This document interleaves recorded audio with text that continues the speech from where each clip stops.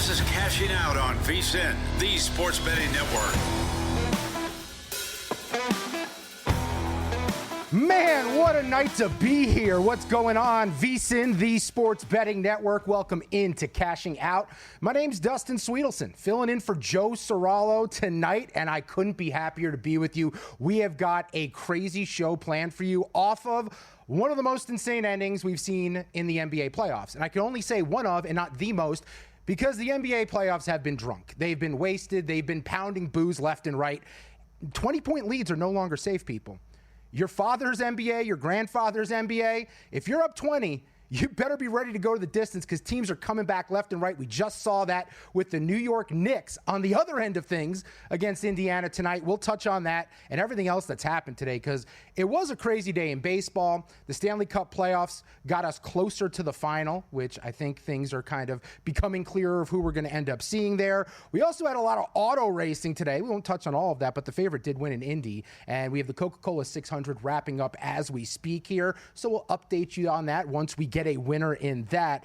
But the big story is the New York Knicks, and we'll touch on that with a lot of our guests throughout the night. Coming up in about 28 minutes, my guy Justin Fensterman, who is a Knicks fan, is going to join us. He does a lot of fantasy work over at fantasyguru.com, also over at SiriusXM Fantasy Sports Radio. You just turned SiriusXM 158 up to their dial. You can check us all out on the SiriusXM app, also the VSiN Watch app for this program, YouTube TV, and however you may be consuming us tonight. But he's going to talk about that. Arthur DeCesar from the Westgate Superbook, get his thoughts on everything going on in the playoffs, where the money's going, what are the liabilities right now, both in NHL and the NBA. Our guy, Jonathan Davis, will break down everything happening on the ice.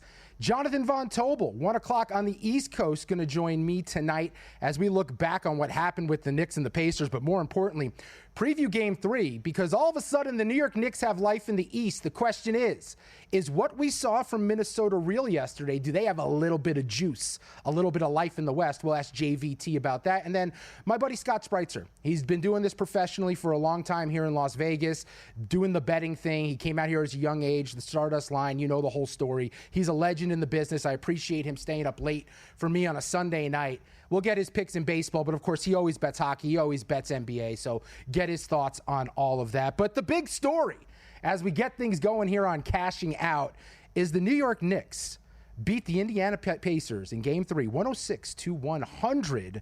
The game stays under the total of 224. They cover, obviously, winning plus 1.5 in what was just an absurd turn of events. I'll be honest with you guys. I came in here to the Circus Studios for VSiN about an hour and a half ago, and I was mentally prepared as a New York Knicks fan. I was mentally prepared to tell you it's time to move on from Tom Thibodeau. The messaging had gotten old, something we've seen time and time again at Tibbs, wherever he ends up being at some point. At some point, the messaging is old, the lack of adjustments, the lack of playing the bench, it just catches up, and sometimes it's okay. You could be Buck Showalter. You can be the guy before the guy, and I thought Tom Thibodeau was just that.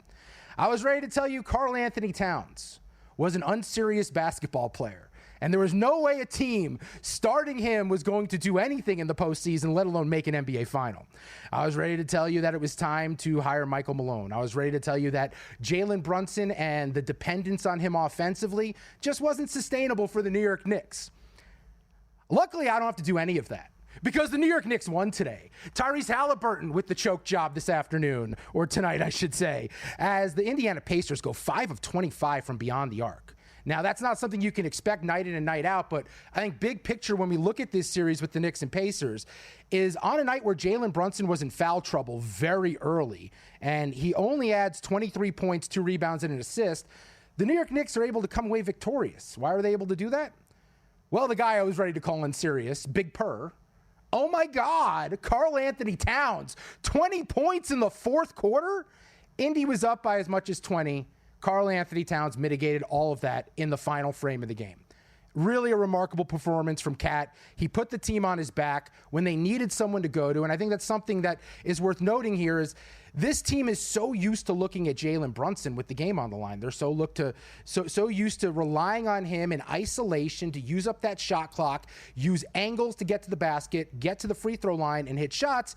And in this case, he wasn't there. So it was a big question, who would step up? Who would be that piece for the Knicks to lead them offensively, and Karl Anthony Towns did it. And he played like a man. He played more like an old school big, even though he was great beyond the arc 3 of 7. But he dominated the glass. And I think when you look at how he played in the regular season against Indiana, it was indicative of what he's been now in a couple of games here against the Pacers. They don't have a good matchup for him. Miles Turner has nightmares every night after he takes on Karl Anthony Towns. I don't understand how this wasn't the game plan all along. Towns does barely go over his points total, I should point out. 21.5 was the total. He had 24. He goes way over his rebound prop. 10.5 was the number. He ends up with 15. And he goes over his threes made. With 3, his number was set at 1.5, juiced at the over at minus 135. But when you look at the player props and how they graded out in this game, I think it tells the story of what went on. And big picture, when it comes to the NBA postseason, we've now had 6 20-point comebacks in the playoffs. We had 5 in the last 4 postseasons combined. I'll say it again. 6 20-point comebacks this NBA postseason, 5 over the course of the last 4 playoff postseasons. And that's because teams in the NBA don't know how to play with the lead people. That is a problem. And when I go through the points and the props here, when it comes to the Indiana Pacers, it'll explain what went wrong. So they were up 20 in the first half, and Siakam doesn't go over his points total of 20.5. Halliburton doesn't go over his points total at 19.5. Siakam had 17. I'm sorry, Halliburton did go over. Halliburton barely went over, but the rest did not. And that's a problem. A lot of guys off the bench for Indy. Toppin, 7.5, goes over. McConnell, 7.5, goes over. Mathurin, 7.5, goes over. The bench, which has been a strength of Indiana for most of the postseason and all of the regular season, they were on the floor too much. That allowed the Knicks to get back into this game and end up winning it. It is an insane turn of events here in the game just because the Knicks look dead. And for Indiana, a team that has a reputation, mainly in this postseason run, of being killers, I was pretty sure they were going to snap the Knicks' necks. They were going to end the season. Because teams down 3-0 in the Eastern Conference Finals, they don't come back. It just has never happened. It's not going to happen. It's too much to overcome. And the Pacers had a golden opportunity. Win 2 on the road at MSG, come back home, up 20, and they blow the lead. This has just flipped the script. This whole series has been turned over completely in a way that I didn't anticipate an hour and a half ago. I think that's the biggest thing here. We were moments away from saying the Knicks season is over. They're going to lay down and die, to now, do they have some hope? One win, can it give you that type of hope? The market doesn't seem to think too much of the Knicks at the moment. They're plus 180 to win this series. Indiana still a favorite at minus 220. So Indiana going to be at home here next game, coming up in 2 days. And the pressure will be on them a little bit differently, because I think when we look back at this series, the Knicks are the team that should be up 2-1. The Knicks dominated game 1. The Knicks blew in historic fashion in the final closing 3 minutes of that game and lost on a crazy Halliburton shot to send it to overtime, and then were completely gassed in that overtime frame. But the New York Knicks should be up 2-1 right now. If we go minute by minute, quarter by quarter, they've outplayed Indiana. But Indiana's shown that they had the killer instinct up until tonight. That's the concern if I was a Pacers backer in this spot. Now, I do think Indiana is a better team than the Knicks. I think they are better assembled than the Knicks. I also think they are built better for this time of the season when so many of these guys have logged so many minutes, especially on the Knicks side of things. I just think that Indiana, with their ability to shoot the 3, which they should be on the right side of 3-point variance coming up here in Game 4, after going 5 of 25 beyond the arc tonight, I think things would shift in their favor, and I would like them here. But as a Knicks fan, I'd like to think the Knicks have a fighting chance, because when you look at them not getting much out of Brunson tonight, not his normal self, proving they can win in another style of fight, maybe there is something there. If you're going to force me, coming up on Tuesday, number right now is the Pacers laying 2.5, that total 221.5, which is a drop-off from tonight. Tonight's game closed around 224. I would lay it with Indiana, and I hate saying that. The Knicks have life. I do believe the Knicks are going to put up a fight. I do believe this is a 7-game series, but I do think Indiana is going to shoot better at home from 3 coming up in Game 4. I want to be wrong, though. I don't want that to be the truth, but I do think Indiana is built to come back, win that one. But I think we're going to have a series. I don't think the Knicks are laying down and die, even if they go down 3-1. I think there's a team capable of mounting that sort of comeback. 3-0 just wasn't going to happen. Wasn't going to happen for anyone. As far as that total, I think I'd actually start looking to the over. I know we've had nothing but unders so far in this series, but I would start looking at the over there. That feels like a little bit too much in a game where I do expect the offense for Indiana to come out and show you something. So that's where we stand there. We'll be all over this game. We'll have post-game sound. We'll hear from Tom Thibodeau. We'll hear from some of the Knicks players. We'll hear from Rick Carlisle and the Pacers because let me just do this for Tyrese Halliburton. Make sure he sees it clearly on YouTube TV or the VSiN Watch app. He may be a subscriber. Who knows? That was a choke job from the Pacers tonight. That just can't. The opportunity Indiana had, that can't happen. And it goes against everything I thought was their MO coming into tonight. Hey, Smarter Bets start with VSiN Pro. And now is the time to join. Through May 31st, lock in 14 months for just $199. 2 extra months free when you use promo code PRO at checkout. That's less than 50 cents a day. You'll get a daily email with best bets from hosts and guests, betting splits from DraftKings and Circa, 24/7 live video and replays on the VSiN Watch app, plus our NFL betting guide when it drops this summer. Go to VSiN.com/subscribe. Use promo code PRO. This limited time offer ends May 31st, so don't miss out. That's VSIN.com/subscribe, promo code PRO. That's what happened on the NBA. Well, what went down in MLB, and is there a 27-1 shot worth looking at in the AL Cy Young market? That's next on Cashing Out.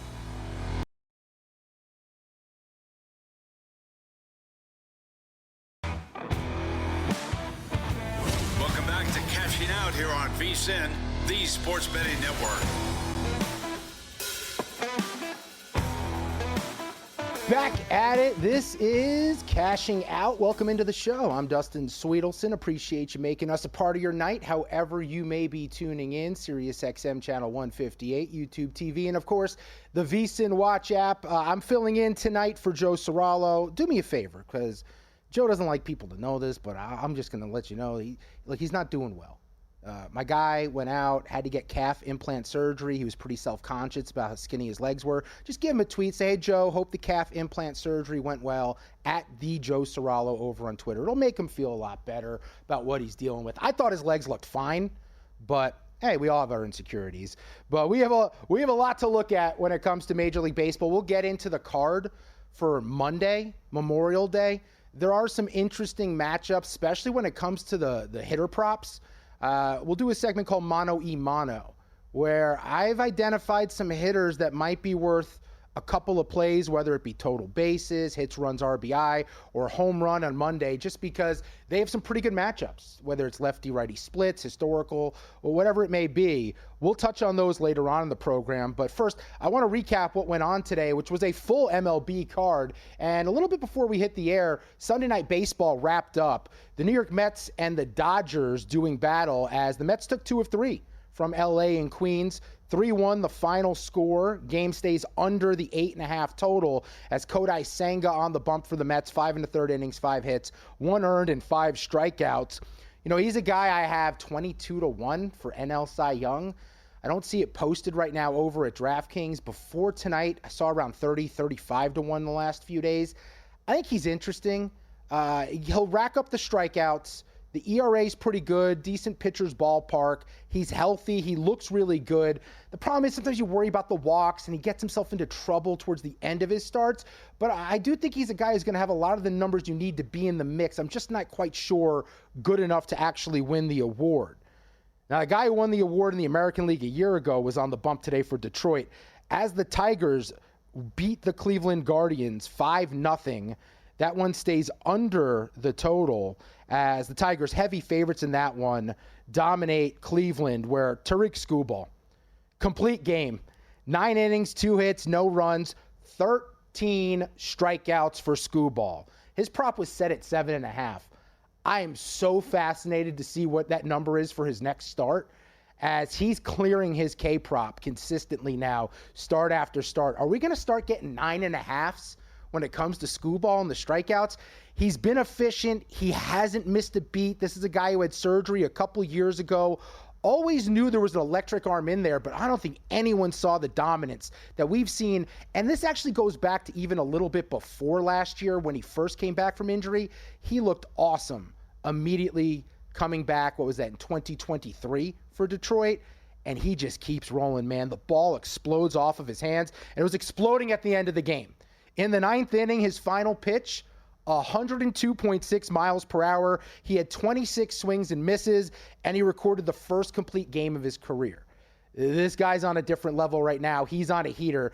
I guess the question becomes for Detroit is, how much are you going to pay him? Because Detroit, in the post-Ilitch Sr. era, has not been prone to handing out a lot of big contracts. I'm curious what they do with him, but I don't see any way you don't make that guy your future for the next 8 to 10 years. I mean, he has been out of his freaking mind for the last couple years. Another interesting game earlier today, man, the Cincinnati Reds. You got to go back like three presidential administrations to the last time they had a good bullpen that you could rely on. Chicago takes 2 of 3 from Chicago over the weekend. Today, they win 11-8. The over 8.5 cashes pretty easily in that one, as the Cubs are now winners of 11 of their last 14. The Cincy bullpen, though, they blew an 8-3 lead today. They allowed 1 in the 6th, 3 in the 7th, 4 in the 8th. They lost 11-8. Man, if you're a starting pitcher for Cincinnati, you can only do so much. And I think when you look at Chicago, I was dead wrong about the Cubs this year, people. I did not think they had enough. And now, pitching-wise, I don't know if they do. They probably have to make a move here just because of the injury to Justin Steele, and they lack the depth. Ben Brown allowed 8 runs today for Chicago, but they got plenty of pop. And Reese McGuire gets called up. He homers twice, backup catcher. Suzuki went yard for the 14th time, and PCA just keeps on rolling, man. PCA equals MVP. Pete Crow Armstrong, 2 for 5, 2 ribbies today. He's still 12-1 in the NL MVP market. That's really interesting to me. I'm curious how things shake out with Ohtani, who is a short favorite now. You don't have to lay a huge price on him at the moment, but he did throw a simulated game over the weekend, and that means the pitching is coming. So that would then negate some of the debates people have about whether Ohtani should win the award because he's, a one-dimensional player, is just a hitter. Also, his RBI production's a little bit down this year because the leadoff position that he's sitting in. I'm curious if we can make a case with Pete Crow Armstrong being an elite defensive outfielder, the power numbers he's putting up right now, where 12-1, is that viable enough for you to get in at NL MVP? At Dustin Swedelson, at VSiN Live, hit me up. Let me know if you want to dabble with a little PCA, who I still can't believe as a Mets fan that they traded him for a rental in Javier Baez a few years ago with an interim GM. I believe it was Zach Scott at the time. I can't believe for Javi Baez, who was a clubhouse cancer, has been a wreck up until this year and moving to center field for Detroit, has been awful. And I can't believe they gave up on this guy. They opted to keep Jared Kelenic, who has really proven to be a lot of hype and a whole lot of nothing, instead of PCA, who is turning into a legit power threat, an elite defensive glove out there in the outfield. And I think at 12-1, a potential MVP candidate here in 2025. It's Cashing Out. I'm Dustin Swedelson, filling in for Joe Serralo, VSiN, the Sports Betting Network, looking back at what went down in Major League Baseball earlier this afternoon. And right before we went to the break in the last segment, I did hit you with a 27-1 in the AL Cy Young market, where is this something we really have to start considering? Because the Royals at even money today were on the road at Minnesota. They won 2-1. And the under cashes in that one very easily. Total set at 7.5. Because Chris Bubic was on the mound for the Royals. And Bubic went 7 innings, allowed 2 hits, 1 earned, and punched out 9. His ERA on the year is down to 1.45. That is the second lowest in Royals franchise history through 11 starts of a season, only trailing Zach Greinke, who in 2009 had a 1.10, where he went on to win the Cy Young Award. And Chris Bubic, who has been used out of the bullpen as a starter, has found whatever he's been looking for in 2025. This guy has been dominant. He's been awesome. And his number is still 27-1, where Kansas City's in a lot of these low-scoring battles, mainly because their offense just isn't putting up a lot right now. And Hopefully there's help on the way. I'll get into a bet related to why I think there could be help on the way for Kansas City later on in the show when we do our best bets. But I think this with Bubic might be legit. I think he might be a frontline ace starter who they believed in. He was hyped up for a couple of years, but because of the use in the bullpen, because of, adding guys like Cole Reagans and vets like Lugo and Michael Wacha into that rotation, he really wasn't able to get a fair shot. Now he's getting his look, and he's doing everything with it. 27-1, I haven't pulled the trigger yet, but it's something that I'm currently considering because I do think what he's doing is sustainable. And when you look at that, when we go through today's Major League Baseball scores, the Baltimore Orioles are in the win column, people. They took the last 2 of their 4-game series at Fenway Park as they won 5-1, under 9 cashes in that one. Orioles were plus 11 on the money line. And Ryan O'Hearn, he is one of the few bright spots when it comes to the Baltimore Orioles. I'll have a little bit more on him later on in the program. He went 2 of 3, a homer, a double, 2 runs, and an RBI. But this is big for Baltimore. I'm not saying they're going to live up to the expectations. But if we're going to have a respectable season for the Baltimore Orioles this year, the stretch coming up for them is going to be a massive swing. So they're going to take on St. Louis, who's been playing really good baseball. I don't want to belittle them because they're playing above their skis right now. But then they take on Chicago. They're at Seattle. They're at the A's. Detroit will be tough, but then it's the Angels. And then they can control some of their destiny in the division and pick up some games at Tampa Bay for a series, at the Yankees at the end of June. I don't know how this shakes out for Baltimore, but I do know we'll know if they're going to make things interesting for the summer for the people up there by the Chesapeake in the Inner Harbor. I think we'll find out if things are going to be interesting for them based on what this next stretch run looks like, because they do have some control here to become a respectable team. Now, I also think firing Brandon Hyde when everything he does as a manager comes from upstairs in the front office, and the front office failed to give him the starting pitching necessary to compete. I think that speaks volumes about where the Orioles are at, but I digress. More on that and more on Ryan O'Hearn later, because I have a play on him coming up in Monday's slate. The NBA playoffs are heating up, and our partner ProfitX is offering the best odds all playoffs long. ProfitX is a peer-to-peer sports exchange available in 40-plus states. You'll be able to make your sports picks against other groups of fans rather than sports books. Exchanges guarantee you the best odds on average by 10 to 20%. You can even request your own odds. Download ProfitX today with the code VSIN and earn up to $200 in profit cash over your first month. On the other side of the breaks, can the Knicks make this a series with Indy? We'll discuss with Justin Fensterman. It's VSiN, the Sports Betting Network. Welcome back to Cashing Out here on VSiN, the Sports Betting Network. Nothing but orange and blue skies here on Cashing Out. Welcome back into the show. I'm Dustin Swedelson, filling in for Joe Sorallo tonight, as we have a lot going on in the sports world. I should note, as we were hitting the air, Ross Chastain, the watermelon man, won the Coca-Cola 600, first one of the year, cashes at 35-1 as an outright winner. So we had a favorite win the Indy 500 in motorsports, but when it came to NASCAR here on Memorial Day weekend, a long shot, a guy that I actually used to know back in the day when I covered the sport, Ross Chastain, with the 35-1 ticket cashing for those who ended up betting on him. But the big story tonight, and the reason why I said orange and blue skies everywhere we look, even though you may look up and see a pretty dark sky, is because the New York Knickerbockers, they came back down 20 to give the Indiana Pacers a piece of their own taste of their own medicine. And to help me to talk about that is my good friend who I've known for, 15 years now. He's Justin Fensterman. You catch him over at fantasyguru.com and SiriusXM Fantasy Sports Radio. And he joins me now on the Progressive guest line. Real quick, Fensty, before we get in the conversation, a note for Tyrese Halliburton. Can we both do this together? I want to screenshot this and put this out there. A little choke signal. Yeah. There. I mean, I knew you were kinky, but I didn't know you were into that type of stuff, Justin. Welcome into the show. Thanks for doing this. This conversation, Justin, when I was ready to talk to you as a fellow Knick fan about an hour and a half, 2 hours ago, the tone was set to be very different. I'm sure for you, you were feeling certain ways about our favorite basketball team. But after witnessing what we saw today, down 20, game stays under the total, they cash, they were plus 1.5 dogs, very short dog, and end up victorious, giving Indiana what we saw them do at Madison Square Garden the first 2 games. Your thoughts after what you witnessed?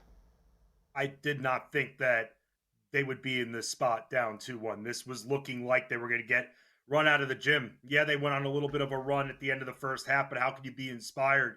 You had Jalen Brunson with 4 fouls. You had Karl Anthony Towns continues to be in foul trouble, not only in this series, but throughout the entire playoffs, which has been a little bit of a problem. You see Tibbs changing his lineup, which is that a move of desperation or is that an actual good strategic move?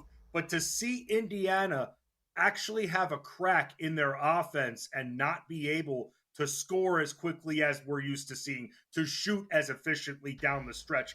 I hate to say it, Dustin, but the Knicks kind of caught a break there because we're used to seeing this team not only in the playoffs, but all season long, the Indiana Pacers shooting 50%. Them shooting less than 45% in this game is a gift that was given to the Knicks right here. So the way the Knicks just hung in there, battled back, the bench very helpful, even not on the stat sheet. It was great to see, and we got a series. Yeah, 5 of 25 from beyond the arc, 2 for Indiana. At home, you just can't anticipate that. I don't expect that to be the same when it comes to game 4, which is going to be an interesting game. We'll get into that in the number right now because it is out right now at the moment. But you mentioned the bench.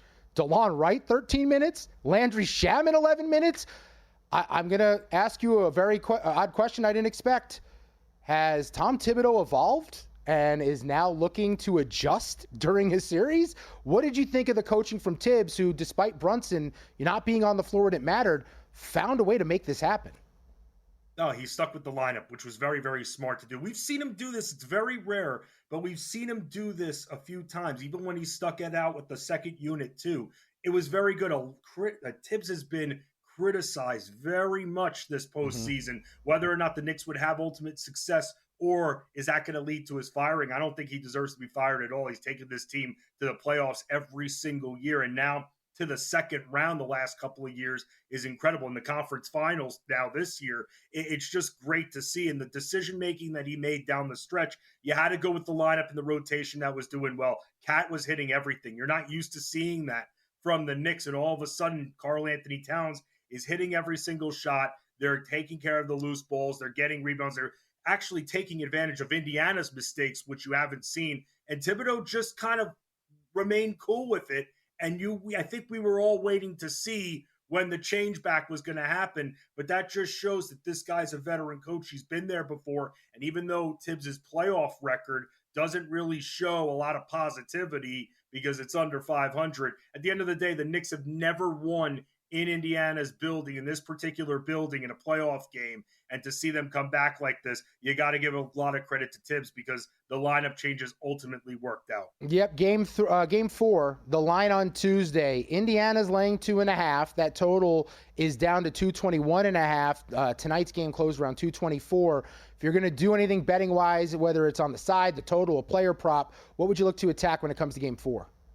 It didn't hit tonight, Swede, but I'm willing to go back to Andrew Nembhard. Andrew Nembhard has been taking a lot of shots, and his point prop, which might even now, because he didn't go over it, might go down to 10.5, which would be a sweet spot for him. Just a guy who's needed. And once I saw him score as much as he did in overtime in game 1, I thought Indiana was actually going to be leaning on him a bit more. I saw these lineup adjustments made, and I saw, okay, Mitchell Robinson is in with Cat. Cat's going to be on Pascal Siakam deep for most of this game. So they're going to have to go to Nesmith and Nembhard a little bit more. Unfortunately, as efficient of a shooter as he's been throughout the postseason, I believe over 14 points per game in the playoffs. Tonight, he was a bit cold from the field. He had a good first half, pretty good first half, was on pace, did not hit the over on the 11.5. I'm anticipating it going down to 10.5, his point prop, and that's where I'll go back to it once more and take the over with him having a little bit of a bounce back. Justin Fensterman, FantasyGuru.com, SiriusXM Fantasy Sports Radio, with us via the Progressive Guest Line. I'm Dustin Swedelson, filling in here on VSiN on Cashing Out for Joe Sorallo. Let's shift gears to the Western Conference, where in the East, the road teams have won the first 3 games, and it's been nothing but home teams with Oklahoma City and Minnesota. Game 4 tomorrow, you've got the Thunder laying 3, total 219. Do you believe what we saw from Minnesota is sustainable, or how would you look to attack that game 4 for Oklahoma City and Minnesota? I've got a feeling, and I know right now, and I'm looking at a few of the books, that the money is really favoring Minnesota here. I've got Oklahoma City bouncing back. they just looked out of sorts from the second. We've seen that a couple of times from them where they just come in and put in a really crappy effort, but then are able to bounce back after that. They're too deep. They're too good. They've got too many players to attack. And for Minnesota to get off to that quick of a start, I don't see that happening once again. Maybe if this were a team like the 07 or the 06, the mid-2000s Dallas Mavericks, where they couldn't play defense, but they had a hell of a lot of offense, and it was a race to 120 back then maybe that would be the case, and I'd give them a little bit more credit. Oklahoma City is the best defense in this league. They play fast, and being as good of a defense as it is, for them to fall back as quick as they do, it's absolutely incredible, and there's a reason they're the top dog.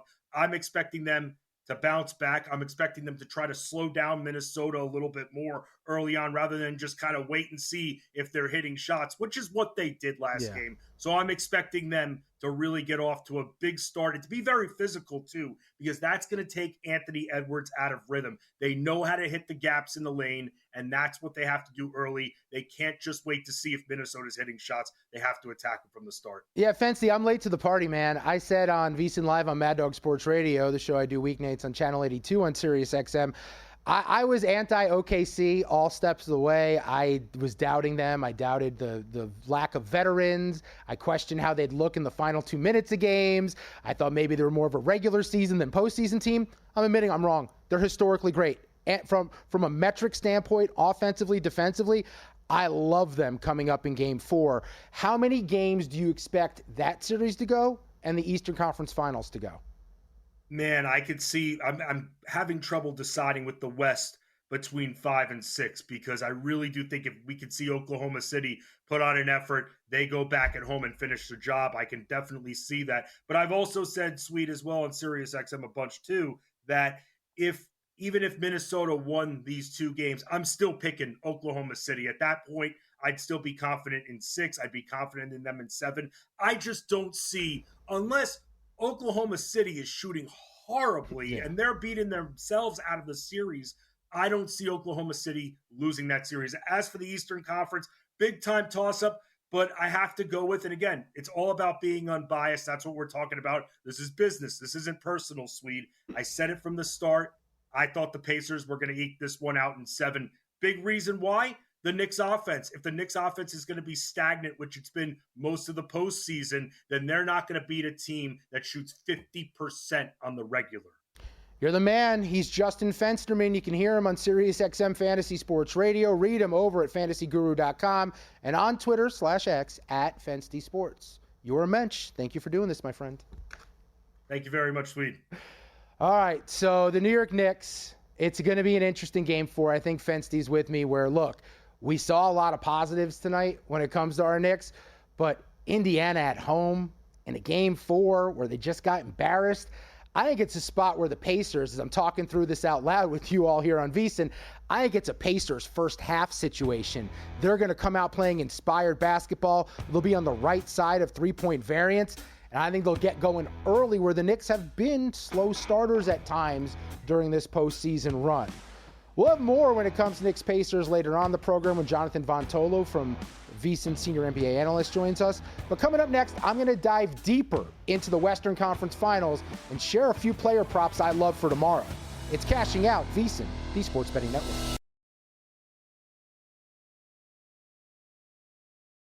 Betting Network.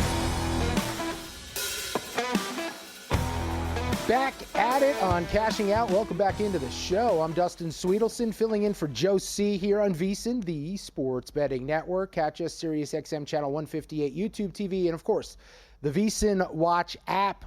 Million ways to watch us, and there was a million things to watch earlier today. If you're just getting caught up on how the betting day went, well, earlier, Alex Pulo won the Indy 500 at plus 550. Ross Chastain won the Coke 600 at 35-1. Ben Griffin at 60-1 was victorious in the Charles Schwab Challenge, his second win in his 5th start.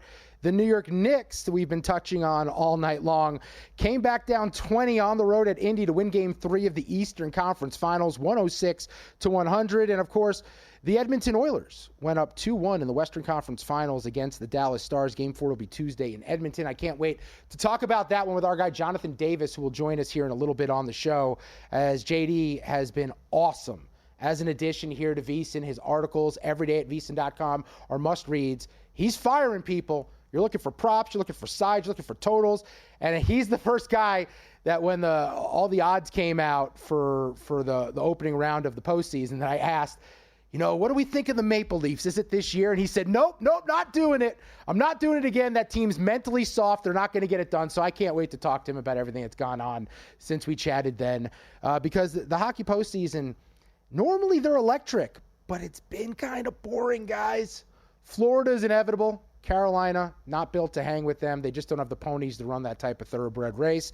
And on the other side, Edmonton's proven to be too deep and too much for a Dallas team that was super aggressive at the deadline. But fascinated to get Jonathan Davis's thoughts when he joins us here in about 45 minutes. Did that math on the fly, people. Someone go tell my 6th grade teacher, Miss McCarthy, who put me in special math, that I was able to do that live on the air, okay? I'm Dustin Swedelson. This is Cashing Out. Back to the basketball, where the math is usually 2s and 3s, so it's pretty easy for me to keep up with it when it comes to the points, as we do have a big Game 4 tomorrow. Minnesota Timberwolves hosting the Oklahoma City Thunder after winning their first game of the series. In this series, it's been all about the home team, people. Home team has won. Game 1, it was Oklahoma City covering the 7, 114-88. That game stayed under the total of 219. Game 2, Thunder dominated again, covering that 8, winning 118-103. Total went over at 217. And then Game 3, Minnesota, absurd, 143 points in a playoff game, winning 143-101. Minnesota was 2.5-point dogs in that one. That game went over 217. And now in Game 3, it's the Thunder laying 3, and the total's 219. And so often we are so reactionary in our world of sports betting, reacting to what we saw last. And the thing we saw last was Minnesota dominating. Yet I don't think a lot of us are going to fall for it this time and fade Oklahoma City in a bounce-back spot, especially in the postseason where the Thunder were able to rest a lot of key guys in that game, knowing it was a blowout early where SGA and others in the starting lineup just kind of chilled. And now they'll come out fresh with a new game plan on the road. And this is a team that is just built different. I mentioned when Justin Fensterman was on that I had serious doubts about the Thunder. And I think a lot of the doubts I saw with them played out with Cleveland in the Eastern Conference, where I think some teams with the depth are better built over the long haul of an 82-game season. I also really was concerned that the Thunder just didn't have someone other than Shai Gilgeous-Alexander to go to in the final couple minutes of games, especially if they were trailing. And more importantly, that person wasn't a veteran. It's the youngest team around in the NBA, youngest team in the postseason. And I'm dead wrong. A hand up, I don't do it often. I am wrong a lot, I should point out, but I don't often admit I'm wrong. The difference here is I'm admitting I'm wrong. The Oklahoma City Thunder are an incredible basketball team.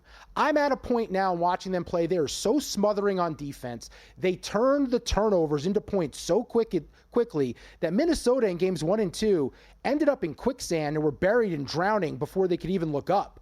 I mean, the sunlight was gone. It was over. And I think for the Thunder, I underestimated how reliable it is. The way their formula for success, it is all defensive based. And because that's an effort thing, you know it's going to be there. And their defense just takes over these games. And by the time you look up, Minnesota's playing from behind. They're playing catch up. They're having to hoist threes that they don't love. So that was the difference in Game 3 for the Timberwolves. They didn't have to settle for shots they didn't love. They came out, they were the aggressors, they had a good game plan, and they took the shots that they love. But it's an interesting spot here to buy a bounce back on Oklahoma City, because I just think they're the better, more well-rounded, deeper basketball team. And I should note, the Minnesota Timberwolves are a pretty good basketball team. And Oklahoma City, in the first 2 games, made them look like a lottery team. That's how different it looked. Game 3 at home in a spot where Minnesota really needed it, everything said it was going to come up Timberwolves. Here for Game 4 tomorrow, I'd lay it with the Oklahoma City Thunder. A lot to look at when it comes to Oklahoma City. They're an all-time defense. A little bit concerned that the all-time defense wasn't there in Game 3. They allowed 107 points per game in the regular season. They allowed 143 on Saturday. They trailed by 37 after the third quarter. I have to think that they're going to go back to who their identity has been for a while now and play better defense when it comes to game 4. And the questions when it comes to Minnesota is, can the role players step up and continue to do what they did off the bench in game 3?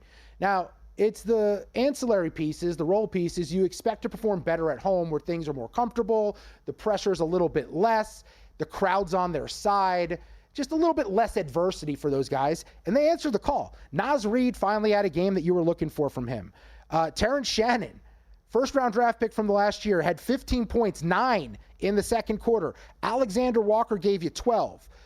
You have to assume they'll be good at home, but will they be as good as they were in game 3? They haven't shown to be those types of players in the first couple games of the series until they came back home.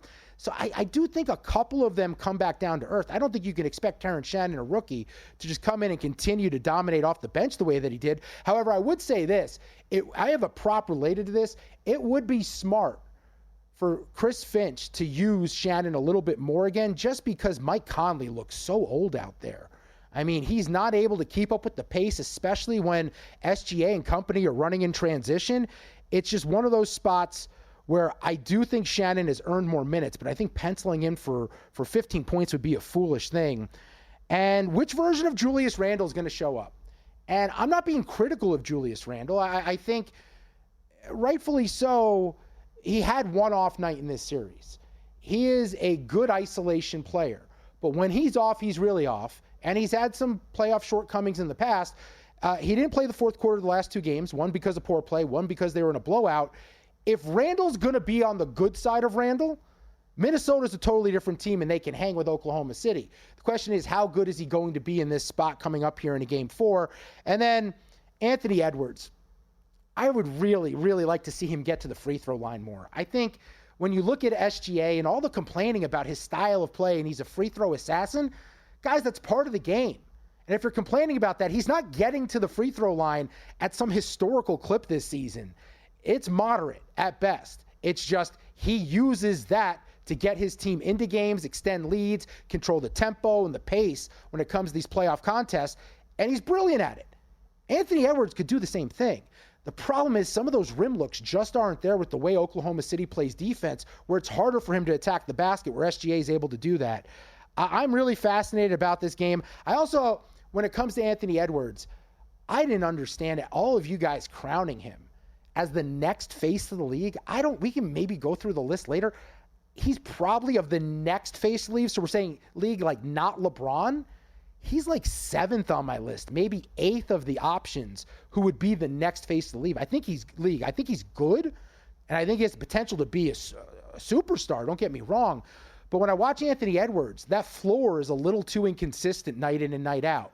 I need to rely on a certain base level of performance. If I'm going to say you're going to be the face of the league, when that next face of the league is a guy named Nikola Jokic who basically averages a triple-double and dominates games and carries a bunch of bums from the Denver Nuggets this close to being in the Western Conference Finals. If I'm going to talk about Anthony Edwards in that same regard as Nikola Jokic, I need that floor to be a lot higher. Hey, VSiN fans. How would you like to play the Circa Survivor or Circa Million contest for free this season? Winner Circle Proxy is giving away one free $1,000 entry to each contest, plus full proxy service. And get this, you'll be paired with a VSiN host for strategy all season long. Enter now for your chance to win. Just visit winnerscircleproxy.com/VSiN. That's winnerscircleproxy.com/VSIN. That is a hell of a deal. Unfortunately, I don't believe I'm eligible for it. If not, I'd get in on that. They're giving away 2 free entries. If you don't take advantage of that, I don't know what you're doing. The Circa contest guarantee was unveiled this week. They're only getting bigger, people. They're only getting better. It's a rush to have a team alive. At least I think so. My team died the last 2 years in week 1. All right, we have a lot to talk about coming up next with our next guest. Arthur DeCesar behind the book at Superbook. What's the biggest liability in both the NHL and NBA postseasons? He'll break it down next on Cashing Out.